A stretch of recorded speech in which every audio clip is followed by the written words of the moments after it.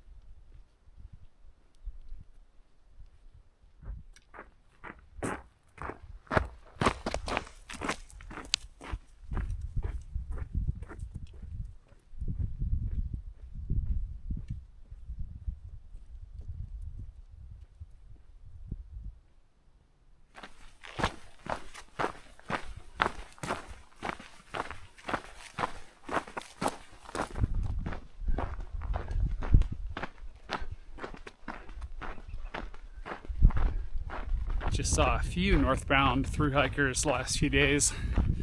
May have just been the direction I was going, but I've already seen 4 or 5 of them this morning, and I have no idea who was camped at Grasshopper Pass. Probably a bunch more. They are amazing. Not only that they've come so far to get to this point, but the pace that they take up these ridges is breathtaking. I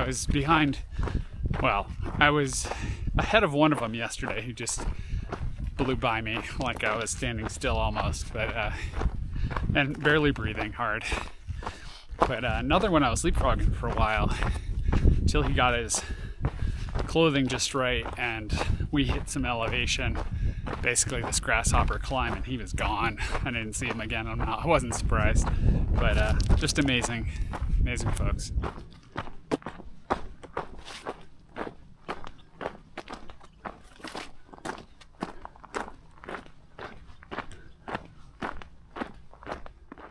Enjoying some early season blueberries on the way down here.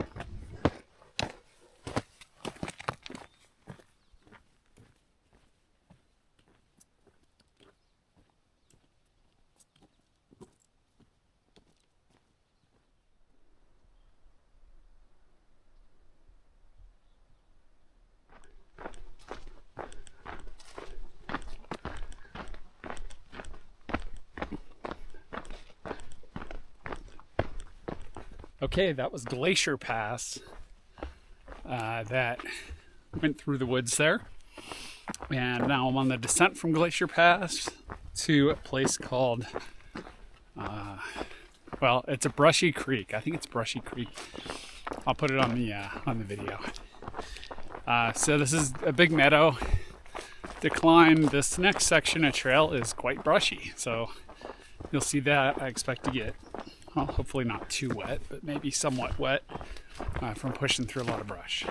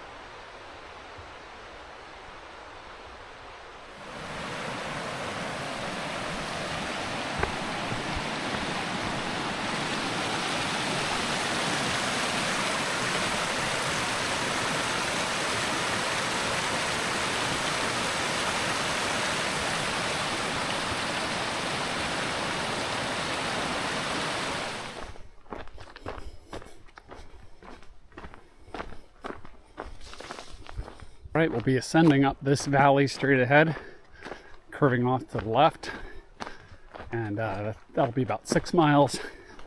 Gradual climbing, and then over a pass.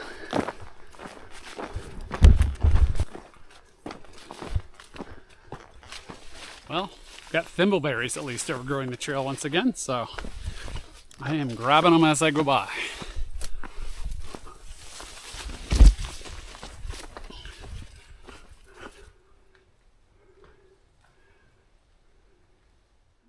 So the PCT is built for horses as well, and it's uncommon to see them. I don't see them on my hikes on the PCT very often, but yeah, just encountered a whole bunch of horses. That was cool. I saw a shadow come around the side of a tree, and it was way up on the tree, and I was like, what is coming? And there it is. People way up high on a horse.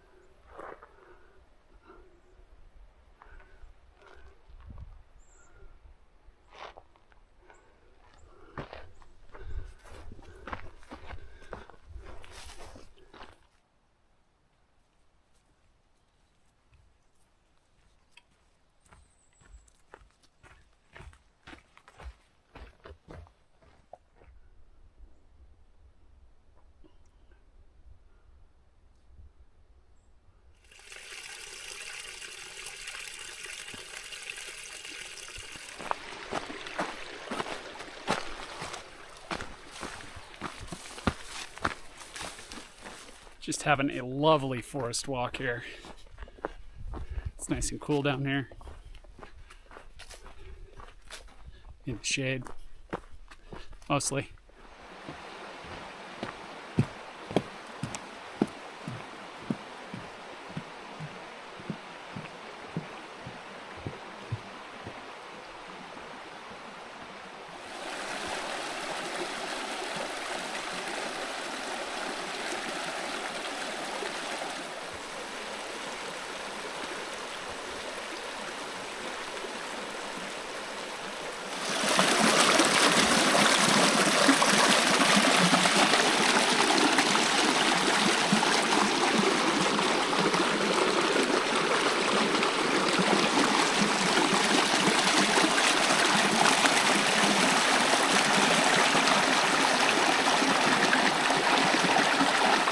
I was over by that spot in the sun for most of my time here.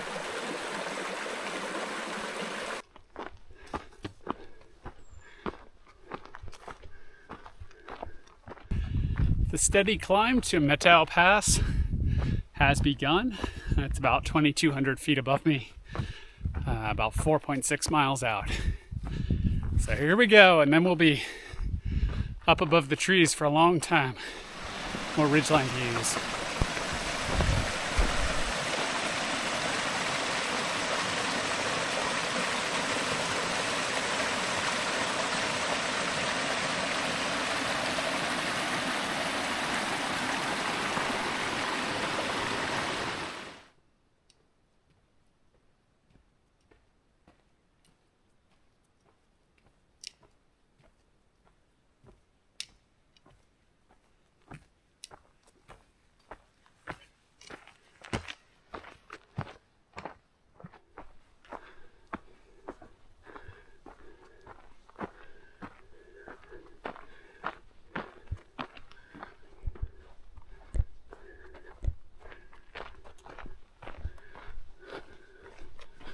So I'm changing my opinion from camping in this valley. I camped still like a mile or two up, but a lot of dead trees in here.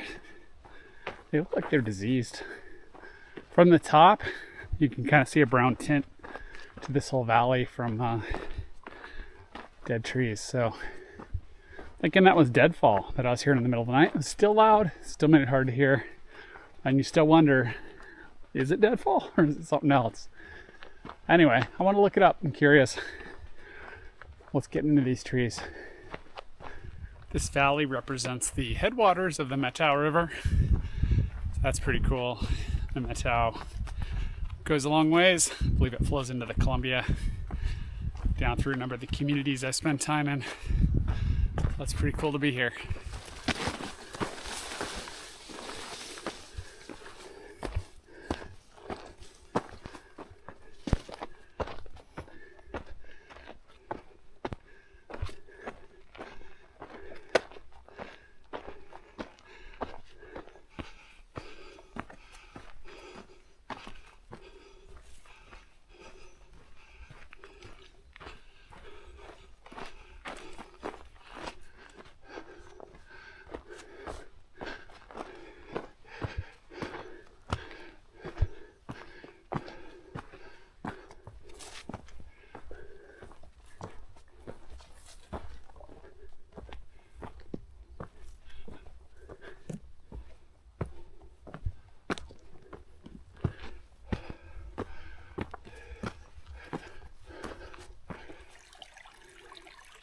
All right, I camped in this area on the way over.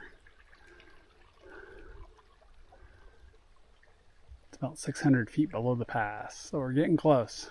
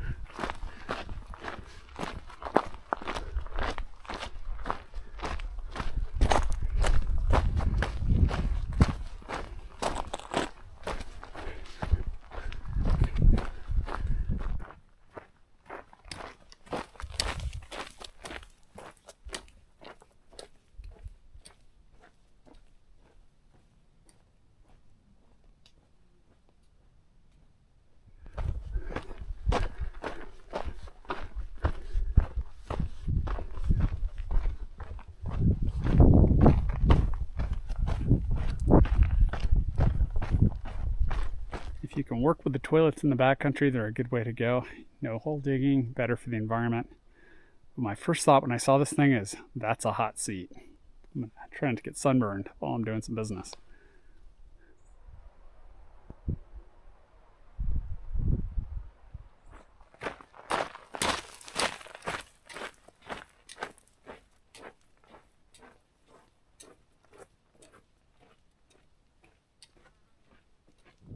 Getting into a really scree, fine dirt section of trail. Seeing all this horse crap, I'm reminded the horses did it, so I got it. I did it once before it as well, but it does require a lot of focus.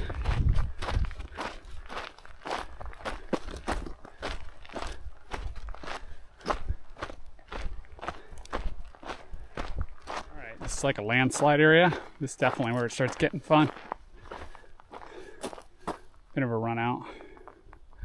Just gotta focus.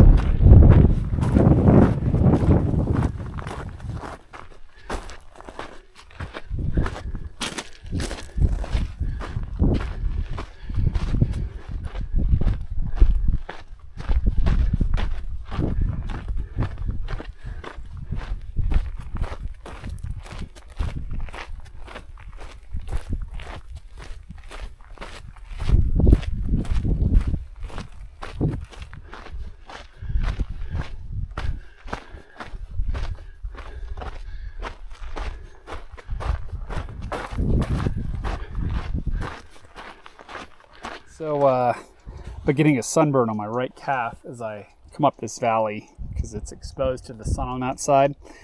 So I'm trying out these pants and see if they might stop the sun from burning my legs in this case, or at least slow it down. It's going to be a warmer setup, that's for sure.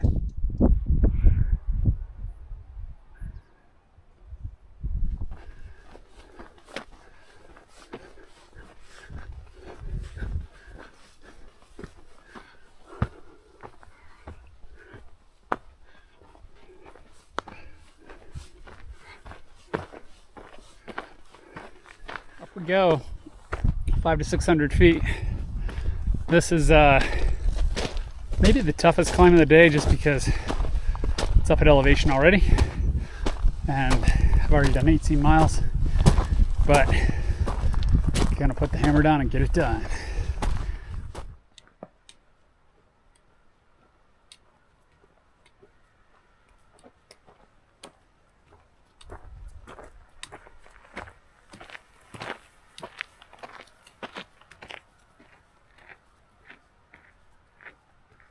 So there were two mountains that I was watching the sun come up on this morning. First one is the pointy one on the left. And the second one is that one, the pointy one on the right. Kind of looks like a shark's fin. I'll have to look these mountains up later in terms of what they are called, but I'll drop that info in the video. Anyway, it's pretty cool. It gives you a frame of reference.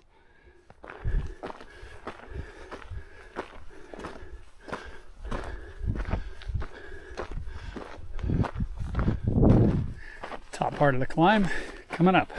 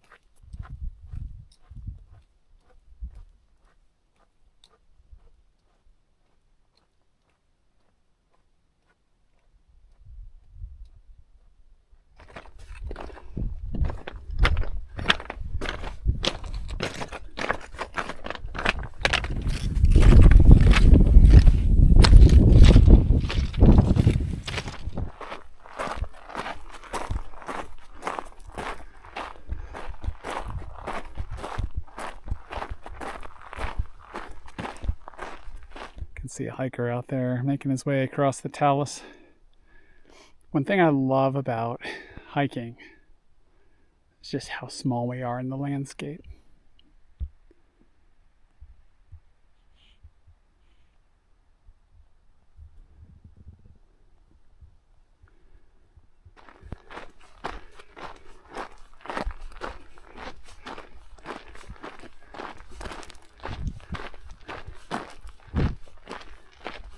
Cutthroat Pass over there.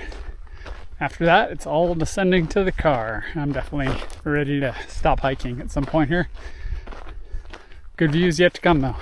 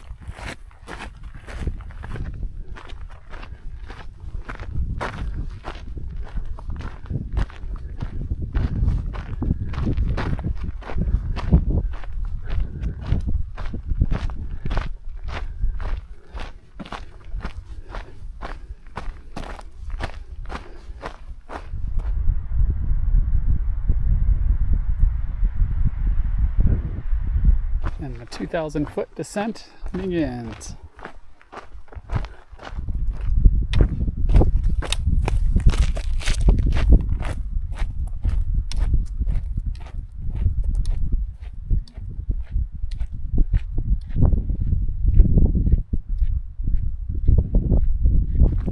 When I came up here on Thursday, a few days back now, this upper part of Cutthroat Pass, definitely the steepest portion, levels out a bit and gets more and more gentle as you go down the valley. Right before the trailhead, it's a little steep as well, but not bad. I'm just kind of letting gravity do the work at this point and savoring the last few steps here on the PCT, at least for this year. Looking forward to doing it again. This was amazing. Hope you enjoyed it as well. It's been quite an odyssey.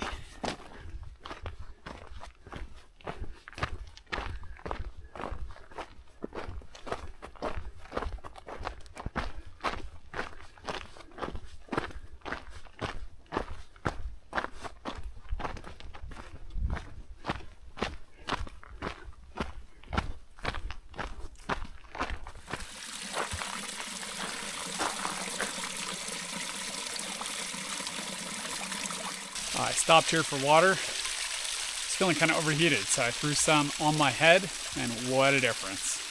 It's a great little watering hole.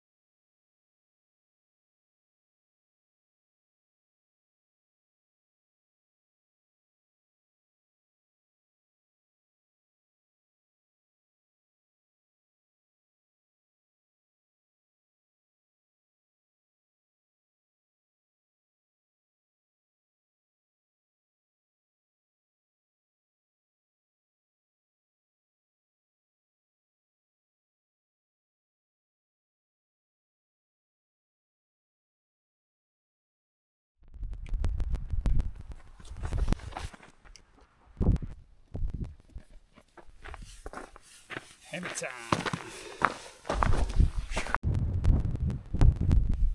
Rounded the corner on this one and just said, holy crap, what a view. I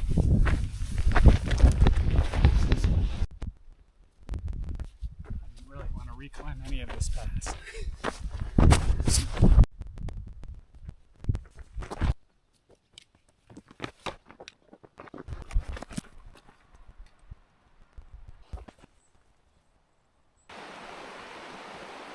I see a spot to soak my feet. That's next.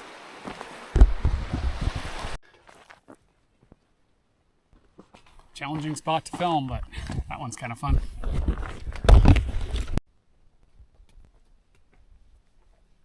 I'm following the route of those horses. It's like, man, I can smell crap, and I figured out, oh, it's horse crap. It's running the trail.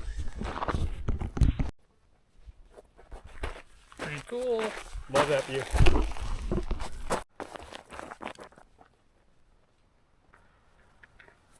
All right, getting there, getting there, getting there.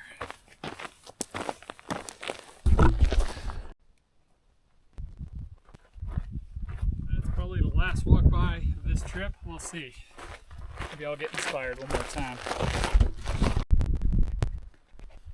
And just like that, I was inspired. That shot